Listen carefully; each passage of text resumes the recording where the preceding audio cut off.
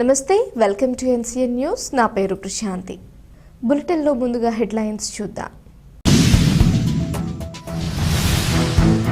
నిడదవోలు నుండి చెలో ఏలూరుకు తరలి వెళ్లిన కార్మికులు.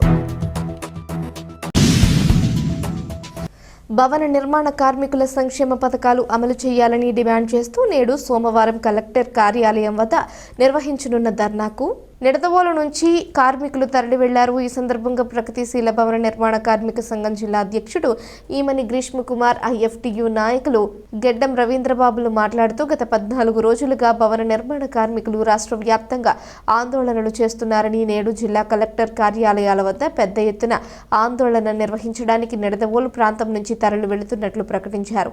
ఇప్పటికైనా రాష్ట్ర ప్రభుత్వం కార్మికుల సంక్షేమం పట్ల నిర్లక్ష్యం వీడి తమ చిత్తశుద్ధిని నిరూపించుకోవాలన్నారు.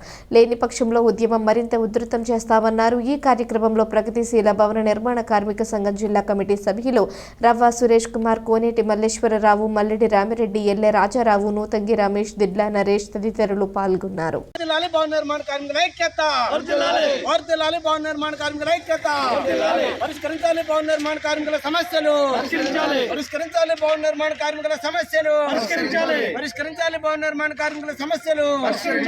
అమలు చేయాలి భవన నిర్మాణ కార్మికులకు సంక్షేమ పథకాలు. మిత్రులారా, ఈరోజు నిడదవోలు మండలం కనవచర్ల గ్రామంలో భవన నిర్మాణ కార్మికులు తమ సమస్యల పరిష్కారం కోసం ఆందోళన నిర్వహిస్తూ ఉన్నారు. ఈ రోజున గత 30 సంవత్సరాల కాలంగా భవన నిర్మాణ రంగ కార్మికులు ఎదుర్కొన్నటువంటి వాళ్ళకు లభిస్తున్నటువంటి సంక్షేమ పథకాలని ప్రభుత్వం నిలుపుదల చేయడం జరిగింది.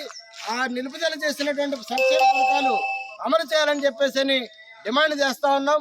భవన నిర్మాణ రంగ కార్మికులకి ఏదైతే తమ కుమార్తెకు కానీ భార్యకు కానీ కాన్పులైతే 20,000 రూపాయల ఆర్థిక పరిహారం ప్రభుత్వం ప్రకటించింది.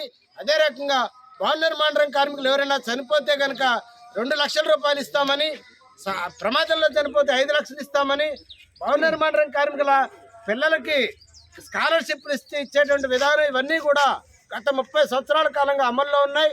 అయితే గత జగన్మోహన్ రెడ్డి గారి ప్రభుత్వం ఇవన్నీ కూడా నిలుపుదల చేయడంతో గడిచిన 6 సంవత్సరాల కాలంలో భవన నిర్మాణ రంగ కార్మికులకి ₹1 కూడా ఆర్థిక ప్రయోజనం అందలేదు. దీన్ని కార్మిక వర్గం తీవ్రంగా నిరసిస్తూ ఉంది.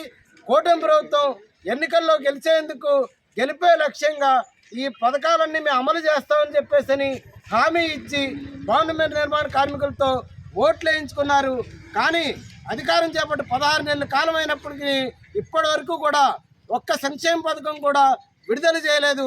తక్షణమే కూటమి ప్రభుత్వం ఎన్నికల్లో ఇచ్చినటువంటి హామీలు అమలు చేయాలని, మా భవన నిర్మాణ రంగ కార్మికులకు ఇవ్వాల్సినటువంటి సంక్షేమ పథకాలన్నీ అమలు చేయాలని చెప్పేసి డిమాండ్ చేస్తూ ఉన్నాం. రేపు 15వ తారీఖున చెలో కలెక్టరేట్ కార్యక్రమాన్ని నిర్వహిస్తూ ఉన్నాం.